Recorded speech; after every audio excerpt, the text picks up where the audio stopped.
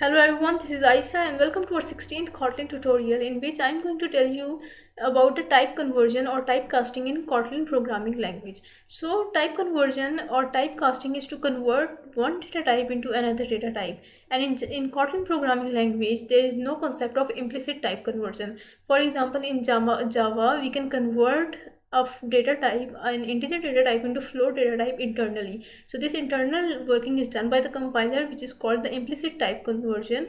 So the data type of A is converted into the data type of B. So suppose A is an integer variable and B is a float variable, so smaller data type can be converted into larger data type in Java implicitly. But in Kotlin programming language you have to do this explicitly by using some defined function. So for example, if I type var A of integer data type and it has some value, for example 12, and then I create another variable B which is of float data type and I type A.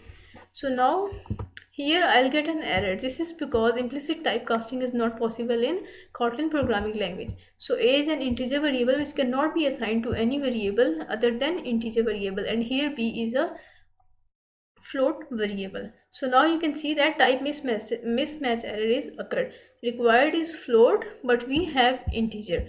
So in Kotlin programming language we can use the built-in functions to convert our data type into any other data type.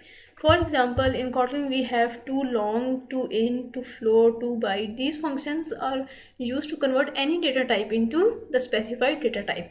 For example, if I type var b of float data type, and now I want to convert this variable A into float data type and I want to store the result into B. So I can do this by using B and then the equal sign, and then I'm going to use A and then the dot separator, and now I'm going to access the member which is to float.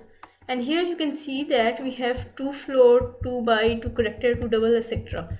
So now I'm going to use to float. Now this to float will convert any data type into floating data type. Now here we have the integer data type, so this integer data type will be converted into float data type. Now if I print the value of B, I will get 12.0 because 12 is an integer, and when it is converted into float data type then it will have some decimal point because float data types contains decimal or fractional part. Now debug, and here you can see 12.0 is printed. So 12 is an integer which is when converted into float data type using the float to float function, we have a fractional part also. Now I can convert the integer data type to float data type or any other data type to any other data type. Now if I want to create float member, so I'll type here 12.67 for example, and then you have to use this suffix f which will denote that it is a float value.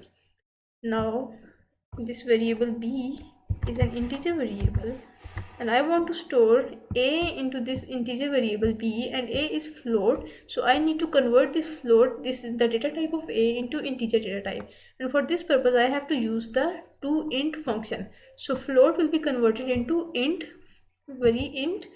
data type. Now I'm going to use the int function, and now this 12.67 will be converted into int and the fractional part will be truncated, so 12 will be rounded off.